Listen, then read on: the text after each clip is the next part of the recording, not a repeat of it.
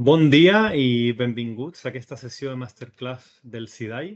Si em permeteu, us voldria comentar que en breu sortirem amb les inscripcions del AI Congress Barcelona, que es farà a l'octubre a l'Auditori Illa Diagonal, i esperem poder comptar amb més d'algú de vosaltres que segueixen aquestes masterclass desenvolupades per la nostra iniciativa. Doncs, en aquesta sessió sobre les claus de la IA en les operacions, el nostre ponent ens va proposar que implementar la IA en les operacions no és un problema tecnològic, sinó que és un problema de procés. I avui ens explicarà el perquè d'aquesta afirmació. En aquesta ponència repassarem el marc pràctic que estructura qualsevol projecte d'IA operacional amb èxit, des de l'alineació amb l'usuari final fins a l'elecció tecnològica, passant per la governança de dades, la comunicació entre negocis i IT, entre altres. És una visió directa, sense màrqueting, per equips que volen passar de la prova de concepte a l'impacte real. Us presento, doncs, a Martí Palau Vidal, director a Infini amb més de 10 anys d'experiència, dels quals l'últim 5 lidera el projecte d'implementació de IA i automatització de processos a Infini. Abans de Infini va treballar al departament d'estratègia de KPMG en projectes d'estratègia i transformació operacional. Ha estat format per ESADE i IS i combina una visió de negoci sòlida amb capacitat d'execució tècnica. A Infini té un equip de més de 20 professionals que realitzen més de 50 projectes anuals d'automatització i IA en sectors com la salut, l'educació i el retail. Doncs, Martí, endavant. Hola, molt bona tarda a tothom. Moltes gràcies, Marco, per la presentació. Jo, si em permeteu, començaré a compartir la presentació perquè entenc que l'esteu veient tots i, si no, algú m'ho farà saber. Es veu bé. Es veu bé? Perfecte. Molt bé. Gràcies, Marco. Doncs bé, benvinguts a tots. Som-hi. Us explicaré tot això. La veritat és que jo tenia preparada una petita slide per presentar-me, però és que el Marco ho ha fet ja molt bé i, per tant, no crec que calgui entrar gaire més en aquest tema. L'única cosa que afegiria és que, efectivament, Infini va néixer fa 5 anys i des de fa cosa d'un mes, i per això entenc també que el Marco aquí no estava actualitzat, des de fa cosa d'un mes la part de serveis s'ha incorporat a dins de Forbis Mazars, que és una empresa un pèl més gran on ens hem convertit en la part que desenvolupa els serveis d'implementació d'intel·ligència artificial. Només ho dic perquè en la presentació veureu que hi ha els dos logos a baix a la dreta i perquè ningú es confongui o si que no hi hagi dubtes estranys. Val a dir que, i per ja entrar una mica en matèria, el que parlarem avui, o sigui, la formació que farem avui no és una formació que jo hagi preparat específicament per al dia d'avui. És una sèrie d'elements que formen part de la nostra manera de treballar i, per tant, no explicaré avui una cosa amb la que hagi estat pensant últimament, sinó que és una cosa que nosaltres utilitzem i amb la que hem estat treballant fins ara i que ens ha permès implementar. Estem implementant intel·ligència artificial des d'empreses petites fins a empreses de l'IBEX 35. És a dir, l'àmbit del que parlarem avui és bastant ampli i espero que us serveixi en cada una de les vostres empreses. Entrem en matèria. La idea és parlar primer una mica una espècie de punt de partida, no? Escolta'm, els projectes d'IA que fracassen, per què fracassen, no? Entendre una mica aquests errors que es donen i que a vegades costen de comentar. A nivell més genèric, on estem a nivell d'intel·ligència artificial en les operacions, cap on anem, i a partir d'aquí ja entrarem en una qüestió més pràctica de com implementar intel·ligència artificial amb èxit. Val? Al llarg de tota la presentació anirem parlant d'alguns casos reals i al final de tot hi haurà la part de preguntes que, pel que m'han dit, em sembla que les podeu anar deixant per escrit i el Marco les va recollint per treure-les després. Val? Doncs som-hi. Primer punt. Per què fracassen la majoria dels projectes d'IA? I dic la majoria perquè, òbviament no tenim una estadística més fiable que les que ens puguem anar trobant, no? En el cas dels projectes que nosaltres fem, la majoria no fracassen, però si mires al mercat, la majoria fracassen. I així, d'alguna manera, ho explica aquest informe que va sortir de l'MIT farà cosa d'un any i que se'n feia ressò al periòdico, en aquest cas, en el que el 95% dels projectes d'intel·ligència artificial fracassa segons el MIT. Això és de fa un any, però els altres dos titulars, que són alguns exemples que he posat per il·lustrar una mica aquest claim de, escolta, perquè no surten bé, no està funcionant. No? Hi ha un cas, el cas, per exemple, de Copilot, no? En el que Microsoft ha canviat tota l'estratègia perquè veia que no hi havia adopció per part de les empreses per utilitzar Copilot al nivell que ells esperaven que s'utilitzés. O, per exemple, OpenAI, que va tancar Sora, que és la variant dels seus productes o el seu producte que era capaç de generar vídeos amb intel·ligència artificial. El va tancar. Val? Això és, d'alguna manera, quan diem on fracassen, de moment, fracassen, home, sí, no? Hi ha casos que fracassen i anirem veient que fracassar aquí no és només una qüestió de, és que es van equivocar amb això, sinó que són diverses coses i en alguns casos n'hi haurà més pes d'una i més pes d'una altra. I jo crec que anirem descobrint què pot ser. No? Per parlar d'un parell de casos concrets que us volia explicar, un és IKEA. IKEA, i això és un cas que en termes d'intel·ligència artificial ja és antic, val? Perquè això va passar entre 2023 i 2024, va crear un chatbot que es deia Billy, que resolia el 47% de les consultes que li arribaven. Que ja és una reducció que és prou rellevant. I pot semblar que aquí acaba la història, no? És a dir, bueno, tinc moltes consultes, instal·lo un chatbot que funciona prou bé perquè resol el 47% i aquí acaba la història. La realitat és que ara mateix, per exemple, nosaltres estem en contacte amb un neobanc que no diré noms, però un neobanc que utilitza el seu equip d'IA, té implementat un chatbot també dins de la mateixa app que resol 9 de cada 10 converses, no? 9 de cada 10 casos que li arriben al propi chatbot. I estem parlant d'un neobanc, és a dir, un cas molt regulat, 1.400 tipologies diferents de problemes que es poden resoldre a través del xat. És a dir, una cosa important. Clar, un 90% és avui en dia. Un 47% fa 2 anys estava molt bé. Què passa aquí? No? Que un es pregunta, i què passa amb l'altre 53%? En l'altre 53% el que vam veure és que hi havia un patró de que la gent demanava suport en disseny d'interiorisme. I el que van fer és la part dels agents que estaven agafant trucades o responent al xat que van deixar de tenir feina perquè això ja ho resolia Billy, els hi van fer un reskilling i els hi van ensenyar a fer aquest suport de disseny d'interiors. I amb això van generar una línia de negoci nova que es calcula que va donar uns 1.300 milions d'euros el primer any. Clar, els volums d'IKEA són enormes, no?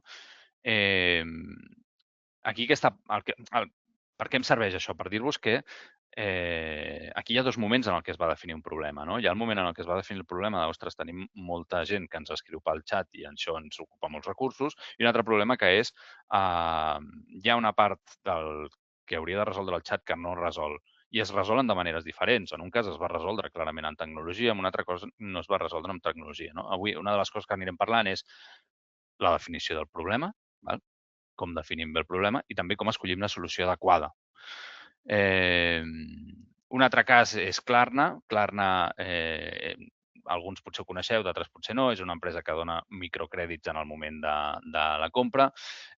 Van fer un anunci el 2024, si no m'equivoco, dient que feien fora 700 persones perquè ara la intel·ligència artificial estava fent gran part de la feina i i per tant ja no els hi feia falta que hi hagués tota aquesta gent treballant per ells.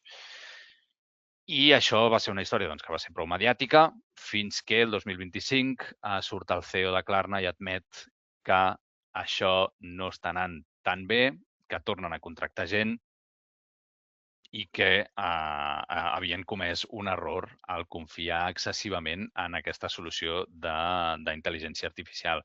Aquí els errors que van cometre són diferents, però n'hi ha un que té molt a veure, per exemple, i és una de les altres coses que parlarem, en el coneixement, però no el coneixement sinó el coneixement del procés, però sobretot en el coneixement tàcit, és a dir, tot allò que no està documentat, tot allò que està al cap de les persones que duen a terme aquesta feina, però que potser no som capaços de traslladar.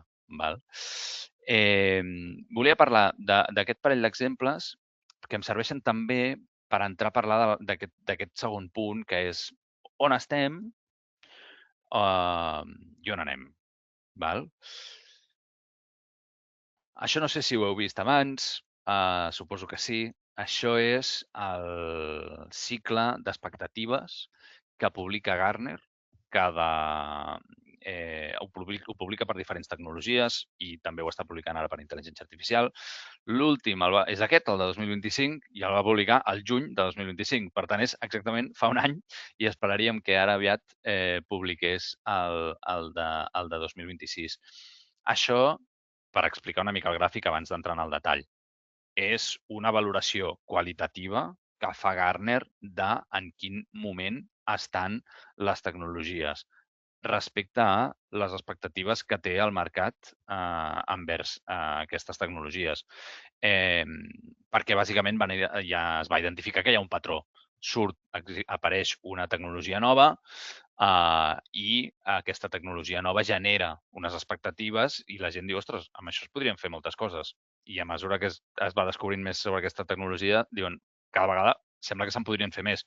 Ostres, això pot portar moltes coses, això pot resoldre molts problemes, això pot anar molt lluny, fins que arriba a un pic, a un punt àlgid on ja sembla que això és màgia, no? Que podria fer qualsevol cosa, i a partir d'aquí comença el ball de la desil·lusió, que es diu que és un punt en el que la gent se n'adona que aquestes expectatives eren massa altes. Bueno, potser això no hi arriba, potser costa més del que ens pensàvem, potser és més difícil, i llavors arriba fins a aquest ball de la desil·lusió i a partir d'aquí comença una nova fase per totes aquelles tecnologies que no moren aquí, que també podria ser, però comença una nova fase que és arribar al que se'n diu l'altiplà de la productivitat, és a dir, un moment en el que la tecnologia ja s'ha assentat, ja hem entès quines són les claus justament per utilitzar-la de manera exitosa i per tant entrem en un estadi en el que ja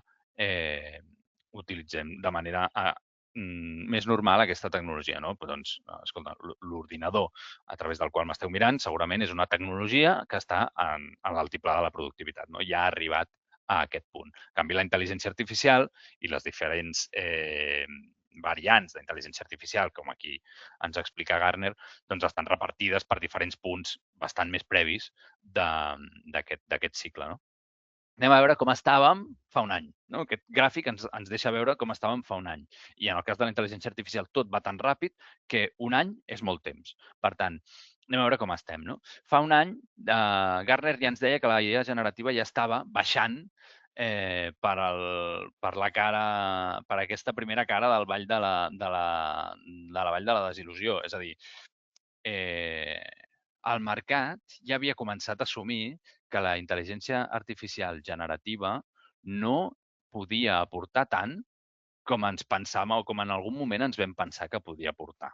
Val? De fet, sentia avui unes declaracions de Sam Altman que deia que s'alegrava d'haver-se equivocat quan deia que es perdrien molts llocs de feina per culpa de la intel·ligència artificial. No? Perquè és veritat que hi va haver tota una sèrie de proclames al voltant de que es perdria un munt de feina per culpa de la intel·ligència artificial que després doncs, no s'han anat donant.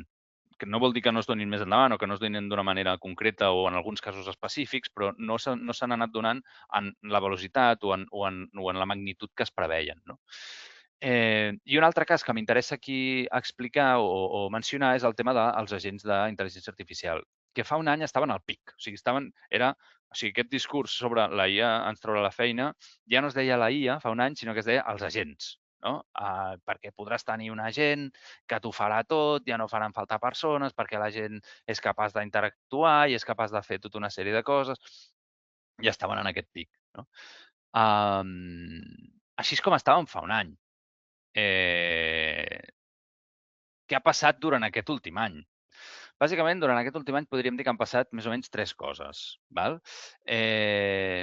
Una, això ha seguit baixant, d'acord? La IA generativa ha seguit, cada vegada ha anat tocant més de peus a terra i d'aquí ve titulars com els que veiem al principi, no? El 95% fallen, Copilot tirant enrere, Sora tanca.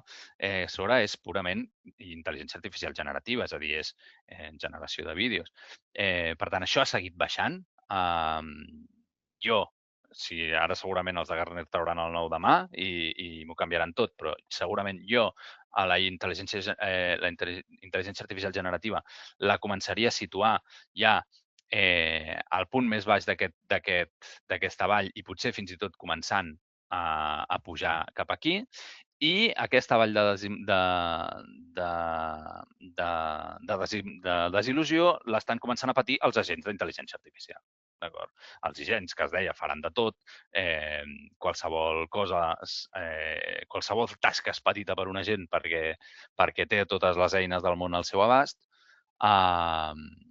doncs s'està començant a matisar, no? S'està començant a dir, bueno, però has de tenir-ho ben connectat, hi ha problemes de control sobre el que fan. De fet, això es deia just abans que sortís OpenClaw. OpenClaw va sortir, va ser una revolució en el sentit, si no ho coneixeu, és bàsicament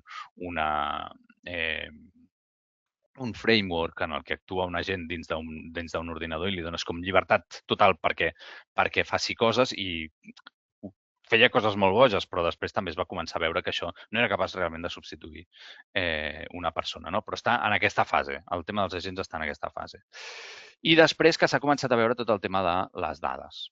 La governança de les dades, la disponibilitat de les dades, la fiabilitat de les dades ha deixat de convertir-se en un tema tècnic i s'ha començat a convertir en una condició. Val? Si no ho tenim bé, no ho podem fer.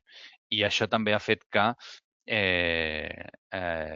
s'hagi guanyat més realisme sobre l'ús de totes aquestes tecnologies.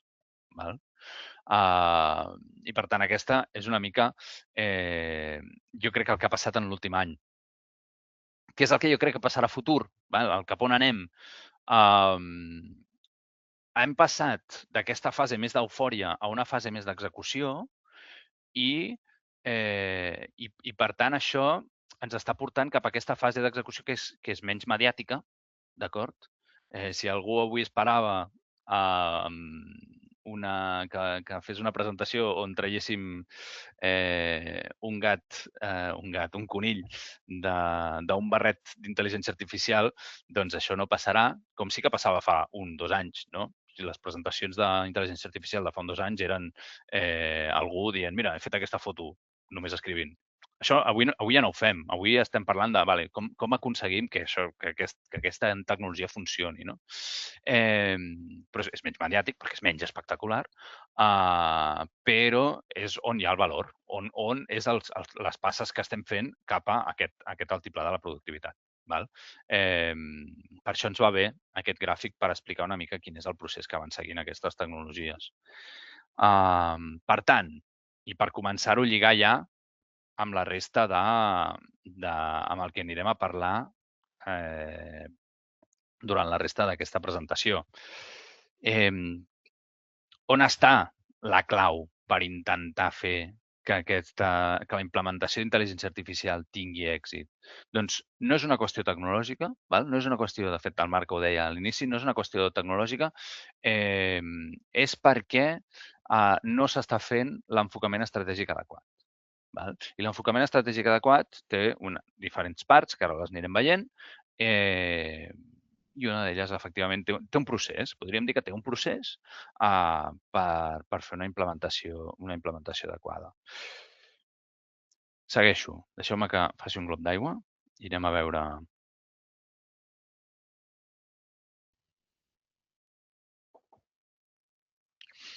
Parlarem de 6 claus. 6 claus per implementar intel·ligència artificial amb èxit. Com us deia, això és part de la metodologia que nosaltres fem servir. Val? Ara els dic molt ràpid, després anem un per un. El primer, propòsit abans que tecnologia. Hem d'entendre per què estem fent el que estem fent. Segon, el coneixement tàcit és irrenunciable. Abans ja començàvem a donar alguna pista de què vol dir això. Val? Hem d'estar alineats amb les persones que duran a terme aquest procés. El procés que sigui que vulguem millorar. Anàlisis del procés i dels sistemes d'informació. Important entendre aquest context. Selecció de la tecnologia adequada, evidentment, ja ho hem mencionat abans també, i assegurar la disponibilitat de dades, molt clau, i la comunicació entre negoci i TI. En parlarem. Val? Anem a començar pel primer. Propòsit abans que tecnologia. És habitual que ens trobem... A veure, més habitual tampoc, però passa de tant en tant que se'ns acosta un client amb una versió, amb una variant d'un discurs semblant a aquest que veiem aquí, no? Que és que necessitem intel·ligència artificial. I quan fas la pregunta de per què la necessites, no hi ha una resposta, o no hi ha resposta, o no hi ha una resposta clara, o hi ha una resposta vaga, com, bueno, per millorar, no, per estar al dia, no, per... Això, des del nostre punt de vista, és un error. No hem... Començar per la IA és un error. Has de començar per entendre què és el que no va bé, d'acord? Però és una cosa que passa, és un error comú, val? I per això forma part d'aquesta reflexió, sobretot quan una tecnologia ve d'estar al pic de les expectatives, perquè això, òbviament, és una tendència de mercat, però nosaltres com a persones, cadascú té la intel·ligència artificial a un pic de les expectatives diferents. A mi potser no m'han arribat certes notícies o cert estat i encara penso que la IA és una cosa que ho ha de canviar tot. O potser estic contaminat i les expectatives haurien d'estar a dalt al mercat i jo estic contaminat per unes notícies X, no? I pot ser que quan estàs en aquest punt d'excitació màxima d'expectatives, el discurs sigui necessito aquesta tecnologia, encara que no tinguis molt clar per què. No? Primer tecnologia, després cas d'ús, després justificació. Això anem a posar dos escenaris, no? Algú arriba a l'oficina i dient, ostres, mira, he vist que ara Claude et pot fer documents Word. Estem aquí. I algú diu, doncs ho podríem fer servir per fer factures. Estem aquí. I aleshores es fa això, comencen a fer factures i arriba a final de mes i algú diu, ostres, mira que bé que va Clot, perquè hem fet 100 factures de manera automàtica. Clar, quan has fet aquesta inversió, quan has fet tot aquest procés, aquí és difícil dir això no va, sobretot quan has tret algun resultat. Però és fàcil que t'oblidis, per exemple, d'aquestes 100 factures, 20 van ser retornades pel client perquè hi havia errors. 50 les va haver de revisar una persona perquè abans de sortir també hi havia certs errors i de les altres 25 estem tots resant que estiguin bé. No? Doncs aquest és un camí, no? Una possibilitat. L'altra possibilitat és la de, ostres, perdem molt temps fent factures. De fet, quan tenim un client llest per facturar, tardem 72 hores en enviar-li la factura. I a partir d'aquí discutim quina és la solució que podria haver-hi o quina és la que no. Aquest problema de negoci pot tenir pot tenir moltes formes diferents. És a dir, pot ser estem parlant de reduir costos, no? És un clàssic parlar d'intel·ligència artificial com una manera de reduir costos perquè no necessitaré tants treballadors per fer no sé què. La nostra experiència és que realment poques vegades es fa per reduir costos. A vegades sí, però no sempre, perquè hi ha altres maneres de definir aquest problema de negoci. Jo els estic definint de manera genèrica, no? Reduir costos és un, però un altre pot ser millorar la qualitat del servei. Un altre pot ser reduir els temps que trigo a donar aquest servei. Tot això són objectius de negoci que jo em puc fixar amb els que després veuré si necessito o no la intel·ligència artificial. Però és un punt de partida, no? Quin d'aquests dos camins és el que nosaltres proposem? Doncs, home, evidentment, el de sota, no? I com deia, el problema de negoci pot tenir diferents àmbits. I, de fet, mira, un que no hi ha aquí, un client ens demanava, per parlar d'un altre cas real, un client ens demanava que el seu problema, o sigui, el problema de negoci que ell tenia és que ens va dir, necessito que m'ajudeu a millorar la vida dels meus treballadors. Per què? Hi ha algun moment en el que tinc pics de feina, aquests pics de feina són molt difícils de gestionar, la gent se'm crema, la gent se'n va i estic en un sector en el que em costa molt trobar talent per substituir aquests recursos. Per tant, el meu objectiu és que els meus treballadors estiguin més tranquils, estiguin més contents amb el que estan fent. No és un objectiu directament lligat a reduir costos, no és un objectiu lligat a millorar la qualitat del servei. Podríem arribar-lo a vincular a la reducció del temps, però hi ha objectius de negoci que no sempre són lligats a una qüestió directament econòmica. No? He anat afegint algun meme. Jo volia proposar un side quest durant la presentació, que era endevinar quines són les imatges corporatives que em fan posar i quines són les imatges que he anat triant jo. Aviam si les endevineu. Per tant, quines preguntes ens hem de fer si volem assegurar-nos que estem complint amb aquest primer pas? Doncs, abans de començar, tenir clar quin és el KPI de negoci que estem mirant, que volem millorar. O saber qui és el propietari d'aquest resultat. És a dir, si jo el que vull és millorar doncs el temps que trigo a generar les factures, qui es fa càrrec de que aconseguim aquesta millora? No? Com sabrem que ha funcionat en 90 dies? Això no és més que una altra manera, són exemples d'una altra manera de forçar-nos a definir què estem volent millorar en aquest primer pas. Anem a veure el segon. El coneixement tàcit. El coneixement tàcit, l'alineació amb les persones que duen a terme el procés. Aquí ho he volgut simplificar dient que dins de qualsevol procés hi ha una part del procés que és mecànica i una part del procés que és no mecànica. És una simplificació, val? I aquests percentatges són inventats, és a dir, que tampoc ningú no hi busqui els tres peus al gat aquí. Però, efectivament, podríem dir que dins de cada procés hi ha una part que és mecànica i una part que és no mecànica, no? Per exemple, la part de control de qualitat en una línia de producció, doncs, sí que té una part més mecànica, que és doncs, mesurar les dimensions, comprovar el pes, comprovar la temperatura, i una part que és menys mecànica, que potser és valorar els defectes visuals, si són acceptables o no són acceptables. De fet, en una visita que vam anar fent una fàbrica també una coneguda marca d'elements porcelànics, aquesta revisió hi ha una part que està automatitzada i hi ha una part que la fan persones. I li vaig demanar a aquella persona que m'ensenyés a veure els defectes i me'n va ensenyar un que no és que jo l'hagués considerat acceptable i ell no el va considerar acceptable, és que jo no era ni capaç de veure'l.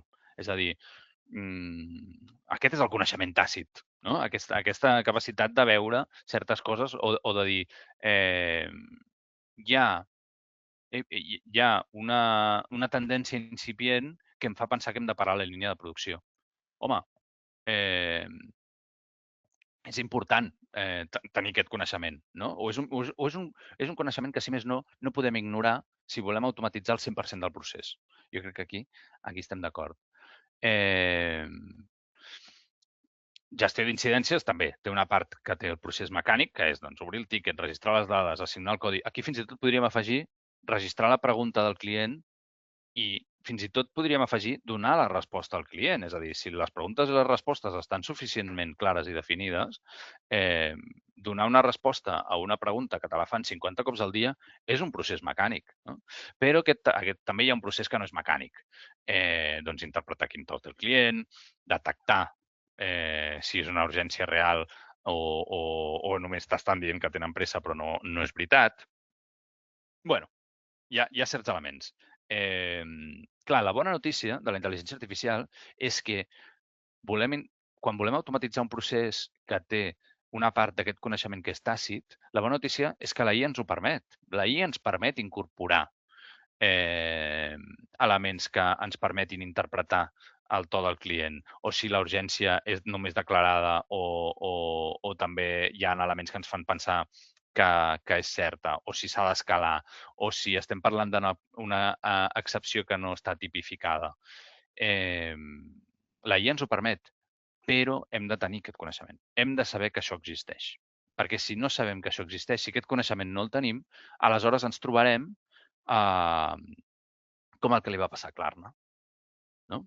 Que no trobem la manera de resoldre, intentem resoldre el procés, ens pensem que l'hem resolt i després quan comença a treballar l'agent d'intel·ligència artificial o la solució que sigui que s'ha implementat, resulta que baixa la satisfacció, els resultats no són bons, la mètrica que estàvem intentant millorar no millora. Val.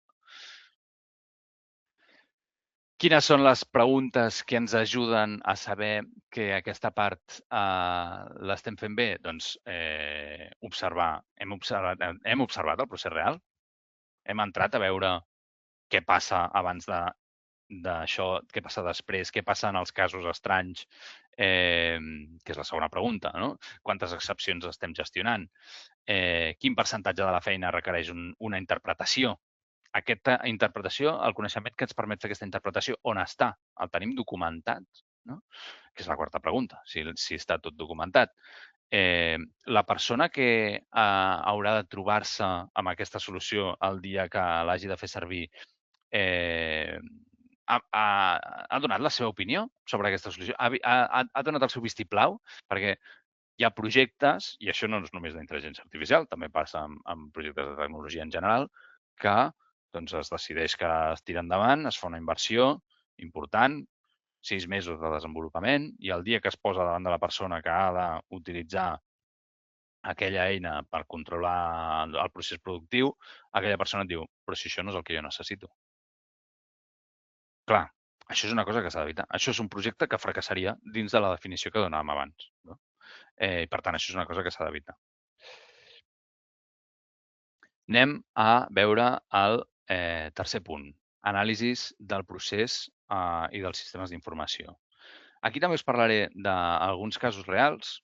El primer, aquest també té a veure amb atenció al client, però veureu que té un matís.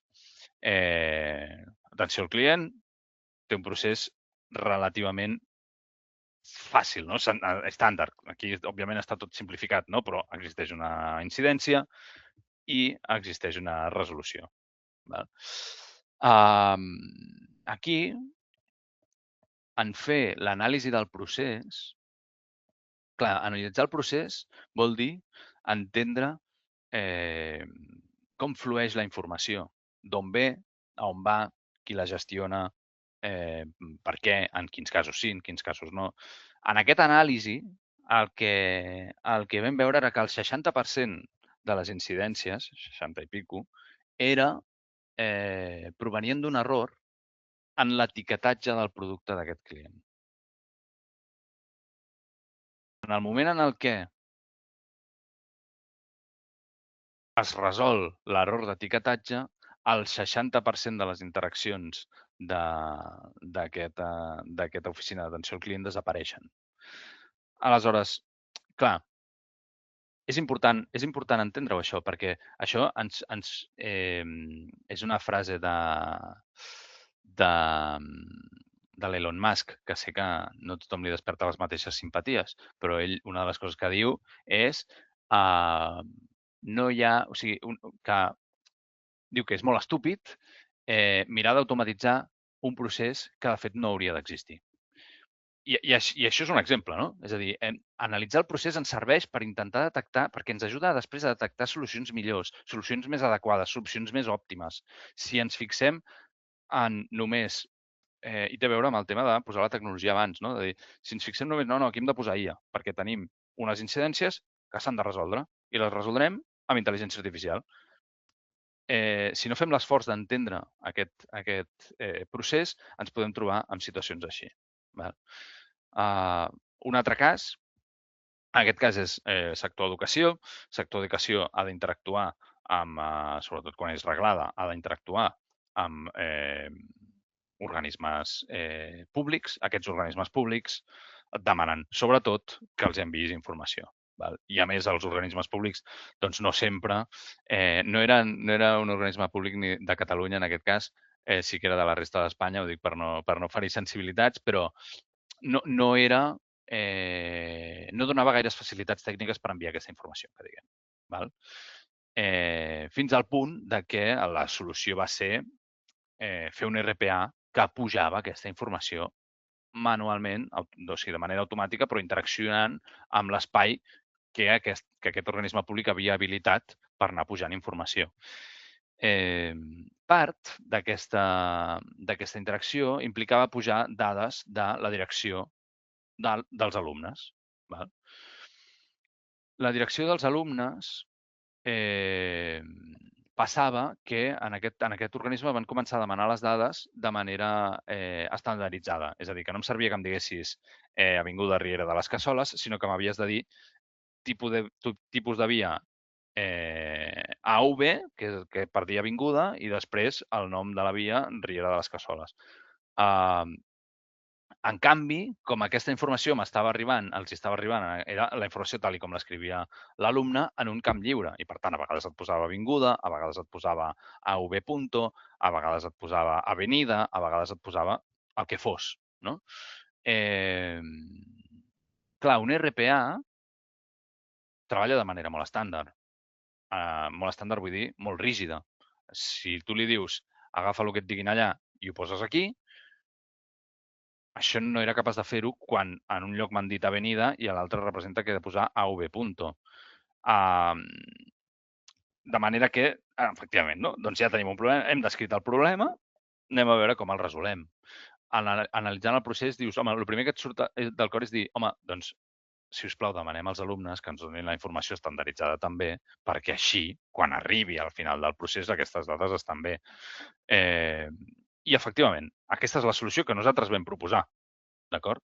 El client aquí el que ens va dir és, per qüestions pròpies seves, el seu departament de TI anava saturat, això era un canvi que no era prioritari, per tant, no podrien fer aquest canvi en el model per rebre les dades dels alumnes fins al cap de 2 anys. Aleshores, el que va tenir sentit aquí i el que es va fer va ser una petita connexió d'intel·ligència artificial amb intel·ligència artificial que el que feia era traduir avenida a AV punto, avinguda a AV punto, el que et ficava AV a AV punto, i així amb doncs, altres coses, com per exemple el que et ficava a l'Hospitalet que estava al Baix Llobregat, doncs amb l'Hospitalet de Llobregat i coses així perquè aquesta traducció fos viable i no hagués d'entrar una persona a modificar aquestes direccions. Això forma part d'una altra cosa que veurem a posteriori, que és com a seleccionar la tecnologia adequada. Però el fet d'haver entès el procés ens permet seleccionar quina és la solució adequada. Després, aquesta solució adequada, en funció dels sistemes d'informació, pot ser que hagi de canviar. És a dir, si nosaltres no haguéssim volgut entendre que els sistemes d'informació no permetien fer el que nosaltres creiem que era la solució òptima, aquest client s'hagués quedat 2 anys amb una solució no òptima fins que hagués pogut fer aquest canvi. Per tant, és important tant l'anàlisi del procés perquè ens permet entendre que pot haver-hi casuístiques que no estem contemplant i, per tant, solucions que no estem contemplant al mateix problema i hem d'entendre en quins sistemes es desenvolupa aquesta solució, perquè pot ser que ens trobem que la solució que creiem que és més òptima no sigui viable o porti més problemes que solucions. Val? Quines preguntes ens hem de fer per estar segurs que aquesta part l'estem resolent bé? Doncs tenir clar si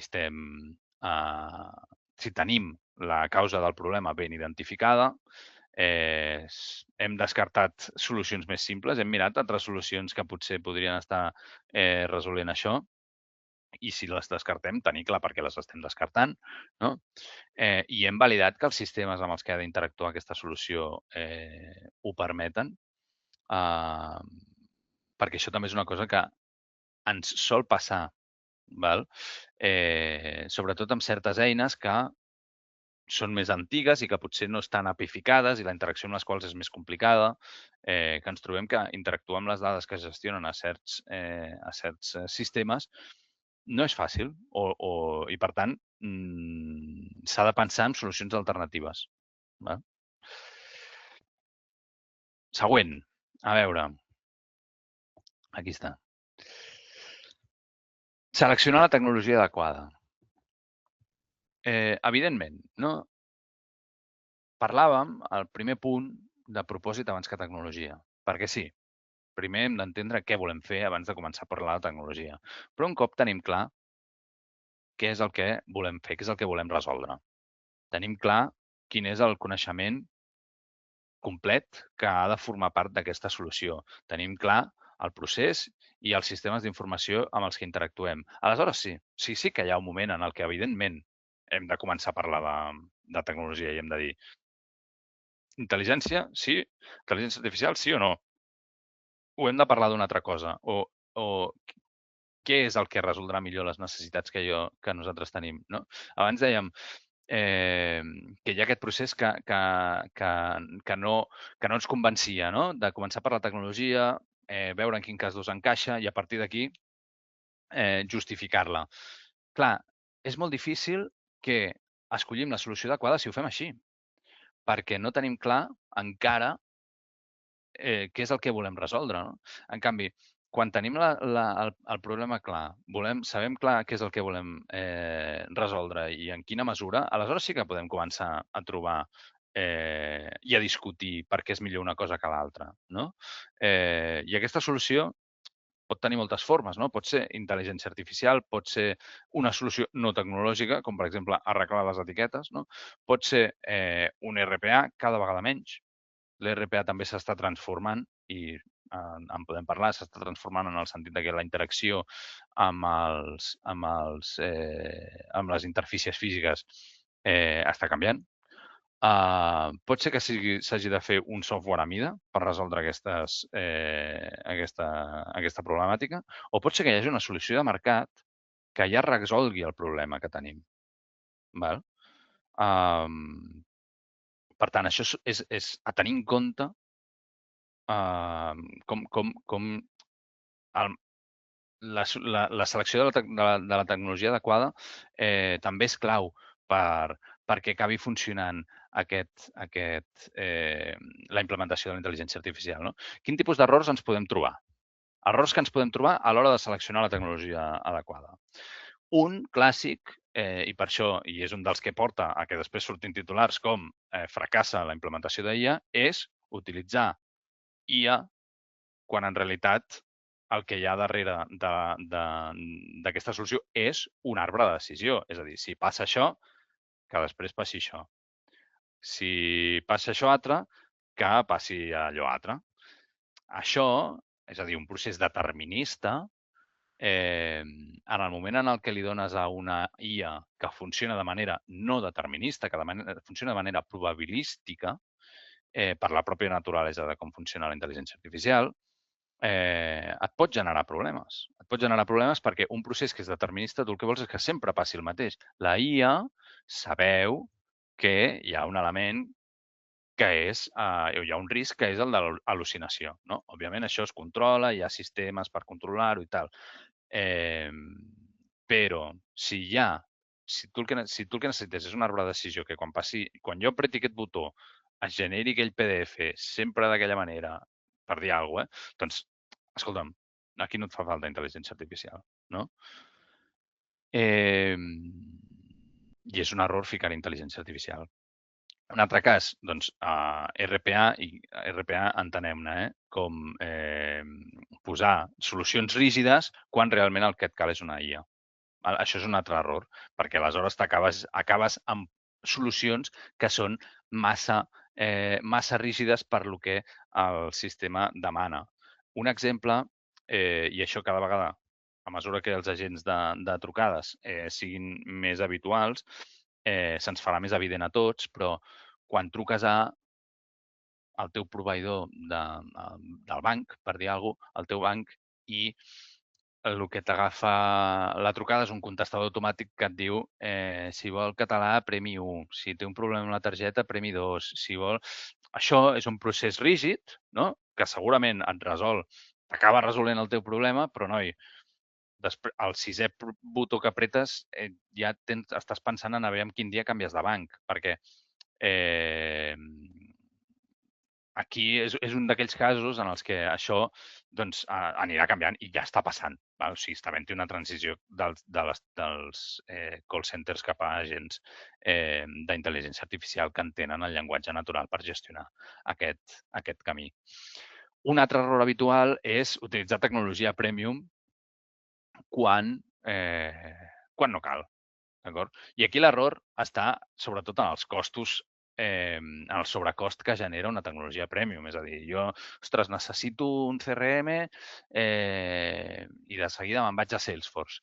Escolta, Salesforce és una eina, doncs, evidentment, molt completa, amb moltes capacitats, amb una red comercial també molt forta i, per tant, és fàcil que et convencin, però també és molt cara. I s'ha d'entendre fins a quin punt això és una cosa que ens serveix o no. De fet, i això és un exemple que a vegades explico als clients, Infini, quan va néixer, el CRM era un Excel. És a dir, i era la millor solució per aquell moment, perquè eren poques persones gestionant aquesta eina, ens permetia, era gratis, ens permetia resoldre el que havíem de resoldre i tenir la informació que necessitàvem tenir. A dia d'avui ja no és un Excel, però en aquell moment la tecnologia adequada era un Excel i no és un problema. A vegades la tecnologia adequada és un Excel. Hi ha un moment, i de fet sovint quan les empreses són petites, la tecnologia per fer segons què, la millor és un Excel. Després, òbviament, ja que no sempre, perquè també a vegades la gent s'ho agafa massa al peu de la lletra, però i sobretot a mesura que anem creixent deixa de ser-ho, però pot ser. Val? I forma part d'aquest exemple el fet de dir, bueno, potser hi ha una altra tecnologia que és suficient. Val? És una cosa que doncs, nosaltres valorem quan estem aquí, però que s'ha de valorar per fer aquest exercici. Deixeu-me també parlar d'una cosa que estem veient últimament en el mercat, que és clients que es plantegen el fet de que, com que la intel·ligència artificial ara permet desenvolupar codi a un ritme o amb una qualitat que fins ara no era possible, com per què he de seguir contractant certes coses fora. Val? O sigui, això és un dilema que estan tenint moltes empreses, algunes d'elles molt grans, fins al punt de que, i això, si esteu una mica al dia del mercat bursàtil, doncs haureu vist en els últims 6 mesos caigudes importants de grans firmes de software as a service, com Salesforce que mencionàvem abans, però també SAP, també algunes d'aquestes, perquè el mercat està veient que per segons quines coses ja no els necessita, perquè m'ho puc fer jo. No? I llavors, una de les preguntes que sorgeixen i que volia compartir amb vosaltres aquesta reflexió perquè crec que és útil, és, escolta, què faig? No? Tiro per una solució de mercat que m'ho resolgui, m'ho faig jo, com ho faig? Aleshores, per respondre a aquesta pregunta, tradicionalment hi ha hagut aquest gràfic que és tan tradicional que no sé ni qui el va inventar, però és el que clàssicament s'ha utilitzat per decidir què es feia internament i què s'externalitzava, que és una matriu en la que, com veieu, doncs, a l'eix vertical hi ha si aquesta tecnologia aporta un valor diferencial a l'empresa o no, i a l'eix horitzontal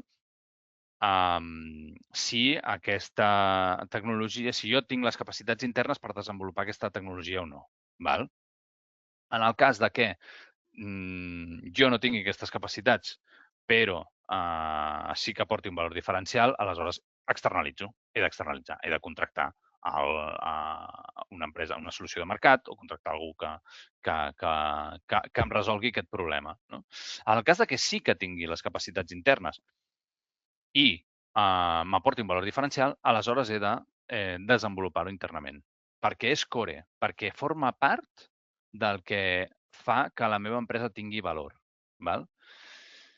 Els casos en els que no aporta valor diferencial, si no aporta valor diferencial i tampoc tinc les capacitats, doncs, escolta, no ho faig. No ho faig, o automatitzo, o ho externalitzo a baix cost, o ho elimino. No?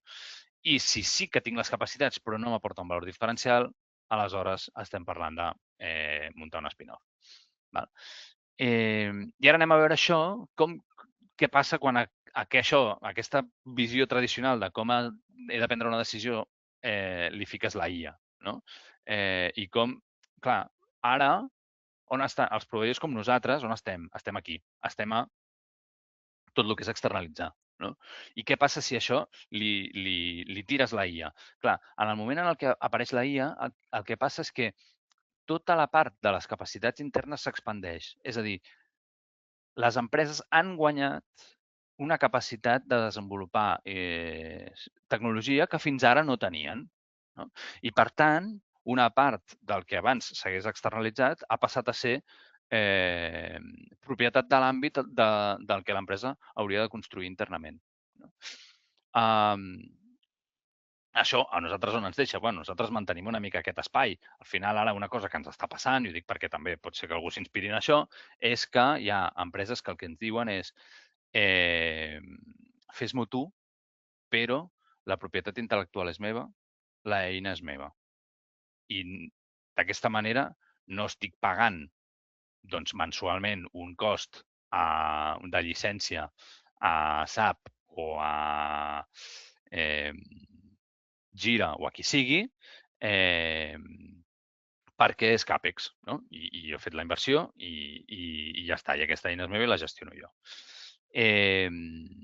Una cosa amb la que s'ha de vigilar, una advertència en aquest sentit, és que és veritat, ara les capacitats per gestionar, per desenvolupar codi han crescut com mai, també han crescut com mai les capacitats per desenvolupar codi mal fet, d'acord? Codi espagueti, és a dir, codi de baixa qualitat. Per tant, s'ha de vigilar. L'equilibri aquest l'hem de trobar.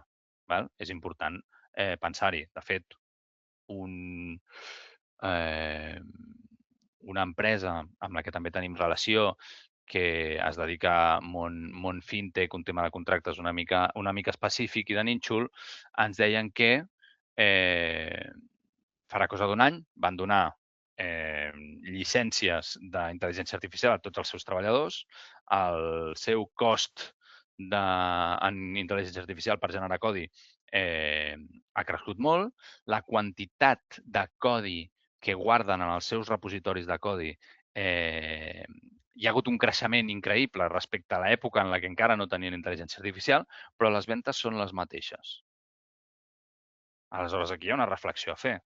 No? També de dir, bueno, l'objectiu d'això era aconseguir més ventes, l'objectiu d'això era reduir els costos de les llicències que estaven pagant de segons quines coses. S'ha d'entendre fins a quin punt això és una cosa que volem fer i per què l'estem fent. No? O sigui, com veieu, es van relacionant les diferents claus que anem comentant. A partir d'aquí, preguntes que ens hem de fer per estar segurs que aquí més o menys doncs, estem complint el que hauríem de complir a l'hora de seleccionar la tecnologia adequada? Doncs estem segurs que no hi ha tecnologies més simples que ens resolen això. hem mirat si en el mercat hi ha alguna cosa que ens ho resolgui, quins són els costos de contractar aquesta solució de mercat, quins són els costos de fer-ho a casa, quins costos de manteniment tindrem, quins costos d'infraestructura tindrem.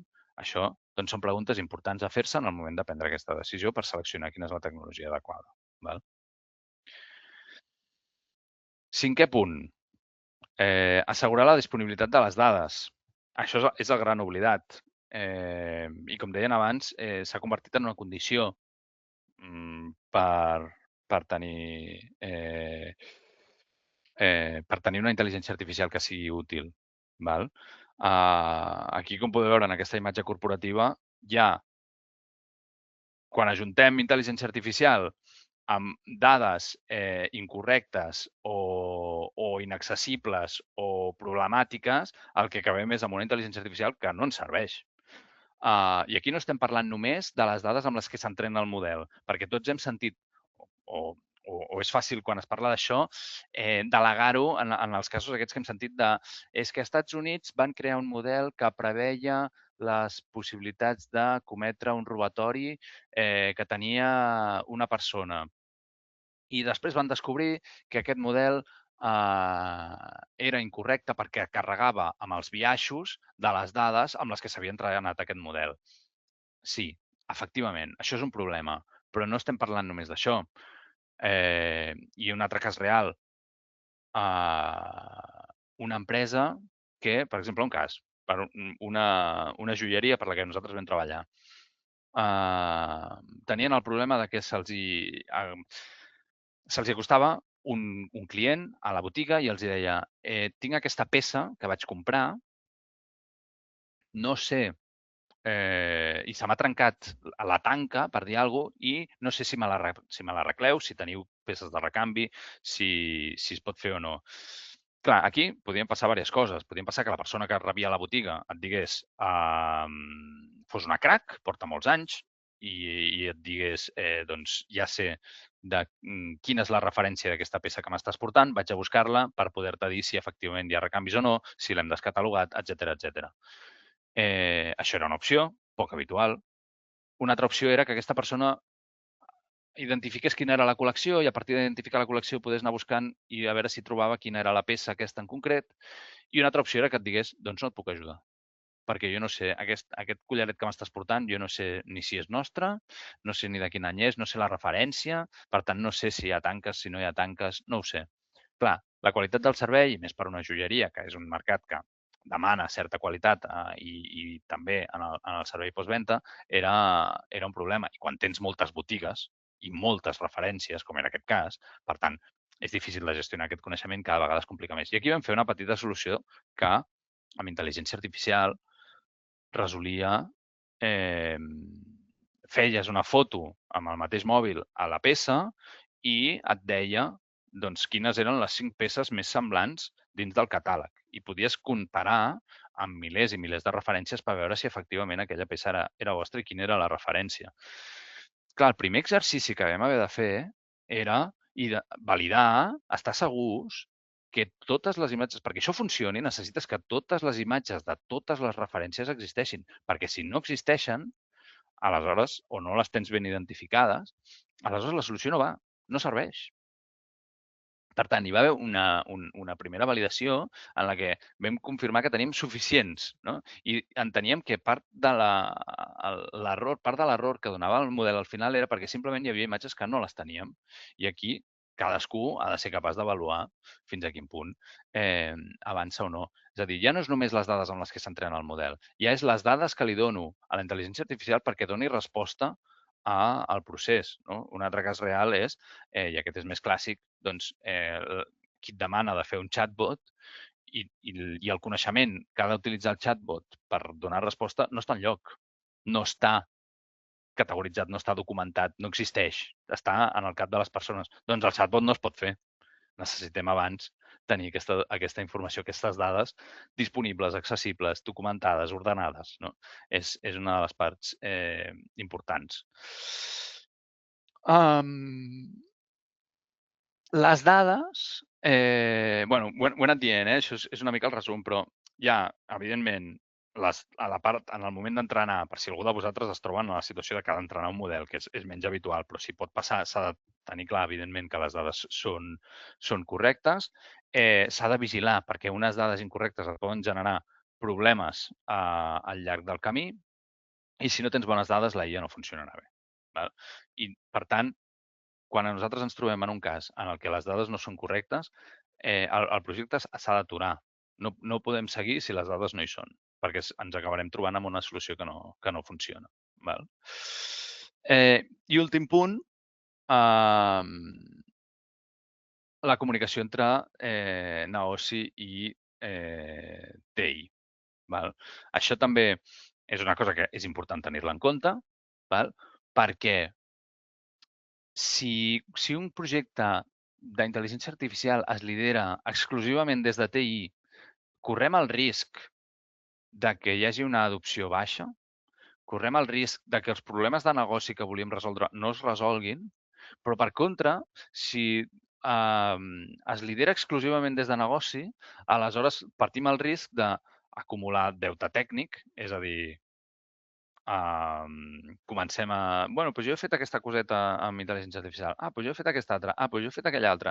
I després el dia que s'ha de reorganitzar tot, allò és molt difícil d'organitzar, molt difícil de migrar, molt difícil d'entendre, perquè està tot repartit, cadascú ha fet coses diferents, algunes no es parlen entre elles, i resoldre-ho és un mal de cap, no? Això és el deute tècnic.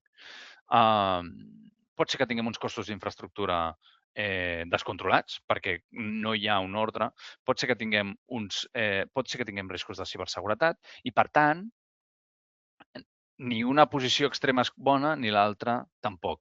I el que hem d'intentar és que flueixi la comunicació entre els dos equips. Val? Això, per fer-ho, és cert que hi ha certes empreses que ja ho tenen més resolt que d'altres, i això cadascú que valori dins de casa seva com ho té. Les empreses que són natives digitals, que es diu, solen tenir-ho ja ben resolt a través d'una estructura organitzacional en la que hi ha un product owner, que és algú de negoci, és a dir, que algú que el seu bonus va dictaminat per uns objectius de negoci, de vendre X, multiplicar aquest KPI per X, i aquesta persona és la persona que decideix què fa l'equip de desenvolupament, quina tecnologia desenvolupa l'equip de desenvolupament.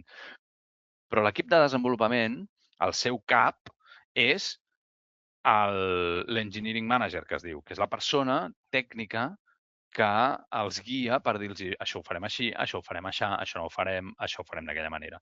I, setmanalment, mensualment, metodologies agile, aquí cadascú les aplica una mica com hi ha una manera, però entenc que hi ha variants. Setmanalment hi ha una discussió entre el product owner i l'engineering manager de què tirem endavant aquesta setmana. I, per tant, hi ha aquesta col·laboració, aquesta comunicació. Això és una manera de resoldre-ho. Però, bàsicament, entenc que no totes les empreses tenen aquesta estructura i no totes les empreses tenen aquesta manera de treballar. No té tothom per què saltar a una metodologia agile. Ara, estaria bé tenir una mica resposta a aquestes preguntes. No? Hi ha un responsable de negoci no d'IT que estigui liderant aquest projecte. Existeix un llenguatge comú entre negoci i tecnologia, llenguatge comú entès no com el català, sinó a vegades passa, no? El negoci et diu, ostres, és que vaig a una reunió amb tecnologia i no entenc res del que m'estan dient, o tecnologia et diu, és que la gent de negoci no entén res del que fem nosaltres. Doncs, si això et passa, és que no existeix aquest llenguatge comú. I és una de les coses que s'haurà de treballar. Com es resolen els conflictes i prioritats amb dues àrees? Doncs a vegades els resol finances perquè diu això no es farà, o a vegades hi ha sistemes per dir, vinga, doncs això sí, però allò no, això ho retracem. Bueno, s'ha de... Desafortunadament tampoc no hi ha un pressupost inacabable per projectes de tecnologia i, per tant, hi ha d'haver maneres de resoldre el fet d'aquesta escassetat. No? Els èxits i fracassos del projecte són compartits entre dues parts. Això també és una manera, com abans, no és que això s'hagi de fer, però això és una manera que ens porta a reflexionar cap a quin costat caurem. Si no són compartits, què passa? Anem a suposar que jo sóc el director de tecnologia i a mi em diuen, vinga, va, anem a fer això d'intel·ligència artificial. I jo m'apunto perquè tinc clar que sí, anem a fer-ho, vinga, endavant. Quan després tot surt bé i això ha sigut un èxit, aplaudeixen a la persona de negoci que va tenir la idea de fer això amb intel·ligència artificial i si l'endemà després deixa de funcionar, tothom em ve a mi a dir que quina merda que he fet, que mira que malament que funciona. Clar, si això em passa a mi, el següent cop que a mi em diguin, va, que farem això d'intel·ligència artificial, jo el primer que dic és no, no ho farem. No? Bueno, però et posaré pals a les rodes o costarà, no? Perquè, escolta, m'estic menjant tots els marrons, o sigui, cap part de l'èxit és meva i, en canvi, tots els fracassos són meus. I això fa que jo sigui reticent a fer això. I el mateix passaria si ho fem a l'inrevés, És a dir, si escolta, quan una cosa va bé l'èxit és de negoci, és de tecnologia, però quan surt malament és perquè el negoci no ho sap fer servir, perquè el negoci no ho ha entès, perquè no sap de què va, perquè no estan al dia amb la tecnologia, doncs aleshores també el negoci deixa de proposar, deixa de liderar o de tenir idees i de participar en aquest procés. Això ha de fluir perquè funcioni bé. Val? L'última, bueno, és també una idea, d'alguna manera, per fer que flueixi aquesta comunicació, no? Tenim grup mixt. Són idees, val? D'això en funció, hi haurà empreses més petites on tenir grup mixt no té sentit, hi haurà empreses més grans on un no tindrà sentit però sí 30 i d'altres serà qüestió de fer un comitè d'alguna manera. No? L'altre dia parlava amb una persona d'una PIME que el que em va dir és aquí ho tenim super resolt perquè jo sóc el director de TI i jo sóc el director de negoci. I per tant, si hi ha algun problema, he d'anar a veure el psicòleg més que algú altre. I amb això hem vist les 6 claus. Si em deixeu passar a veure les conclusions molt ràpidament, aquestes 6 claus. Una, no estem parlant d'una checklist que haguem d'anar complint, sinó reflexions que hem de fer per assegurar-nos que aquest procés sortirà bé. No sempre tindrem una resposta ferma a cada un d'aquests elements. És a dir, jo ja ho entenc, que el cas d'inici que posava, que deia triguem 72 hores a enviar una factura. M'agradaria saber quants de vosaltres teniu al cap o si seríeu capaços de mesurar, ni tan sols, la mitjana del temps que trigueu a enviar una factura a la vostra empresa. És a dir, ja ho entenc que és un cas ideal, no? El fet de dir, vinga, doncs triguem tant i anem a reduir un 26%. És més aviat la reflexió que hem de fer i en la mesura que puguem medir-ho. I si no ho podem medir, buscar maneres de medir-ho. I si no hi ha maneres de medir-ho, trobar la manera de, com a mínim, respondre'ns a aquella pregunta. En 90 dies, com puc saber que ho he fet bé? No? És a dir, ens ha de servir per fer aquest tipus de reflexions. Val? El segon punt, el recuperem també de l'inici. El problema no està en la tecnologia, el problema està en com enfoquem el procés de desenvolupament d'aquestes solucions. Val? I com a última conclusió, un repàs ràpid de les sis claus. Entendre bé el problema, escoltar les persones que hi participen, entendre el context dels processos i els sistemes, seleccionar la tecnologia adequada, assegurar que tenim les dades i construir aquests ponts interns. Dit això, ara passem a la part de preguntes. I em sembla que aquí el Marco agafarà la paraula per anar-me passant les preguntes aquestes que han arribat. No volia deixar de compartir sense donar-vos el meu contacte per si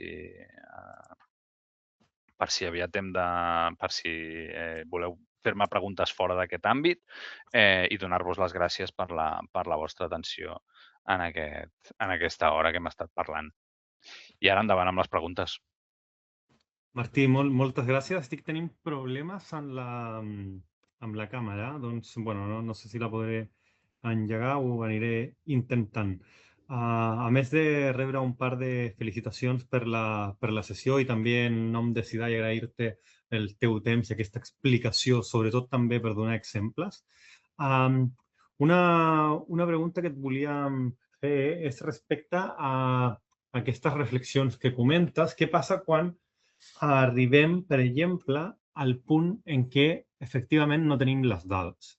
O sigui, estem millorant un procés de negoci, entenem el problema, aquí implica, però ens adonem que les dades no són de qualitat. No tenim dades que puguin resoldre el problema que creiem que podríem atacar amb un projecte d'intel·ligència artificial. Com actuem en aquest sentit?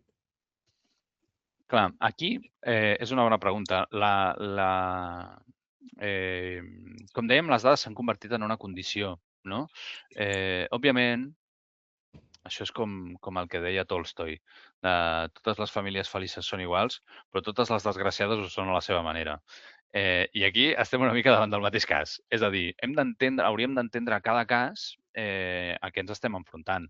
Si no tens les dades, generalment has d'assumir que el resultat no serà tan bo com voldries. Això per començar. A partir d'aquí, has d'entendre si seria suficient.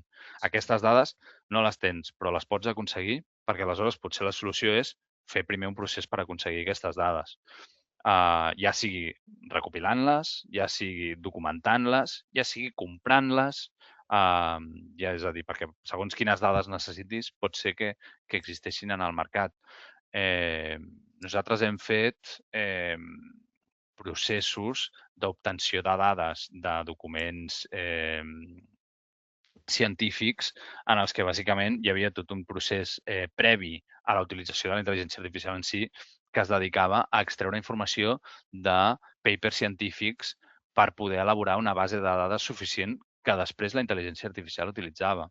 Per tant, la meva recomanació és, si no tens dades, home, preocupa't i després mira d'aconseguir-les. Perfecte. I en aquest sentit, passant a una altra pregunta. ¿Cómo sé si el meu problema no és un bon candidat per a la intel·ligència artificial? On no l'hauria de posar? Val. Aquesta sí, també és una bona pregunta. En quins casos la intel·ligència artificial no seria recomanable?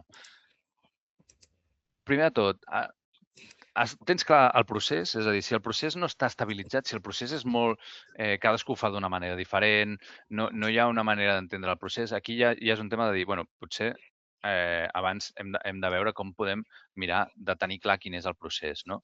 Després, un cas important també és si l'error és... El cost d'equivocar-me és molt alt i no tinc, per exemple, una xarxa. És a dir, si jo... el cas aquell que us explicava, no? En el que traduïem avenida a AV punto. Si aquí m'equivoco, què passa? Doncs, escolta'm, no és greu si t'equivoques. Saltarà un error i algú s'ho revisarà després i ja està. Doncs, escolta'm, fantàstic, no hi ha cap problema per fer servir intel·ligència artificial.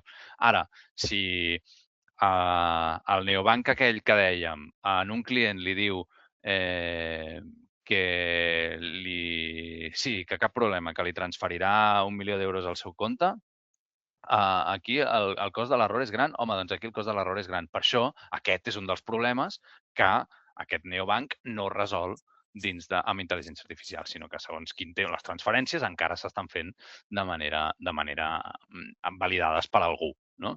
Per l'usuari, pel propi usuari que fa l'enviament, no?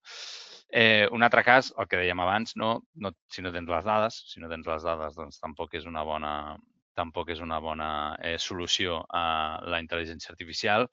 I si, també ho hem dit, si no hi ha una solució, si el problema el que requereix és una seqüència lògica molt clara. Si requereix una seqüència lògica molt clara, pot ser que trobis una solució que no sigui intel·ligència artificial, que sigui més fiable i que resolgui millor el problema que tu puguis tenir. Perfecte. Doncs dono pas a la següent pregunta. Consulta'ns que amb tota aquesta evolució de totes les aplicacions que existeixen i tot aquest FOMO també que hi ha perquè la IA evoluciona massa ràpid, Per on començar per on hem de començar si avui no estem fent res amb intel·ligència artificial més enllà de nivell d'usuari cadascun dels perfils, diferent perfil de l'empresa. Mm. Val. Jo el que diria, algú que no està fent res de res i diu, bueno, vull començar ara, després de l'explicació que us he fet, no tindria sentit que us digués, doncs, descarrega't Clot i comença a utilitzar-lo, no? Perquè això és justament començar per la tecnologia. Jo el que us diria és, trobeu un problema, trobeu un problema que sigui petit, que sigui dolorós, i a partir d'aquí fes aquest exercici, no? De dir, vinga, entenc el problema, entenc què és el que vull millorar, entenc el procés, entenc en quins sistemes interacciona, i a partir d'aquí miro si dins de l'àmbit de la intel·ligència artificial existeix una solució que em pugui ajudar aquí, no?